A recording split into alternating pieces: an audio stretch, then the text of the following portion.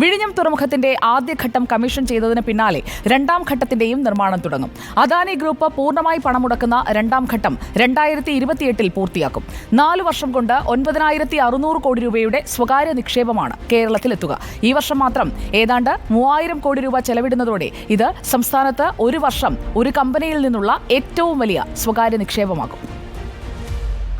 ഒന്നാം ഘട്ടം ഓണത്തിനു മുമ്പ് കമ്മീഷൻ ചെയ്യും. നിയമപരമായ അനുമതികളെല്ലാം ലഭിച്ചു കഴിഞ്ഞു.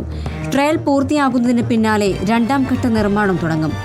ആദ്യഘട്ടം പ്രവർത്തനം തുടങ്ങി തുടർച്ചയായി 2 വർഷം 75% ശേഷി ഉപയോഗിക്കാനായാൽ രണ്ടാം ഘട്ടം തുടങ്ങണമെന്നായിരുന്നു കരാറിലെ വ്യവസ്ഥ.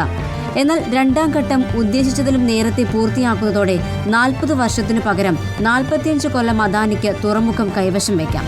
പരിസ്ഥിതി അനുമതിക്ക് വേണ്ടിയുള്ള പഠന റിപ്പോർട്ട് കേന്ദ്ര സർക്കാരിന് മുൻപിലാണ്. ഇപ്പോഴുള്ള 3 കിലോമീറ്റർ പുലിമുട്ട് 4 കിലോമീറ്ററായും 800 മീറ്റർ ബെർത്ത് 2 കിലോമീറ്ററായും രണ്ടാം ഘട്ടത്തിൽ മാറും. ഒരു വർഷം 30 ലക്ഷം കണ്ടെയ്നറുകൾ കൈകാര്യം ചെയ്യാനുള്ള ശേഷിയാണ് ഇതോടെ ആർജിക്കുക. ആദ്യഘട്ടത്തിൽ 10 ലക്ഷം കണ്ടെയ്നറുകൾ കൈകാര്യം ചെയ്യാനാകും. 2024 തന്നെ നമ്മൾ അടുത്ത ഘട്ടത്തിൻ്റെ നിർമ്മാണവും പ്രത്യേകിച്ച് ഒരു ഇടവേളയില്ലാതെ തന്നെ തുടങ്ങാൻ സാധിക്കുമെന്നാണ് തോന്നുന്നത്. 2028 ഡിസംബറോടുകൂടി നമുക്ക് പൂർണ്ണമായും, അതായത് സമ്പൂർണ്ണ നിർമ്മാണ പ്രവൃത്തികളെല്ലാം പൂർത്തീകരിച്ചുകൊണ്ട് നമുക്ക് വിഴിഞ്ഞം തുറമുഖം കമ്മീഷൻ ചെയ്യാൻ സാധിക്കും.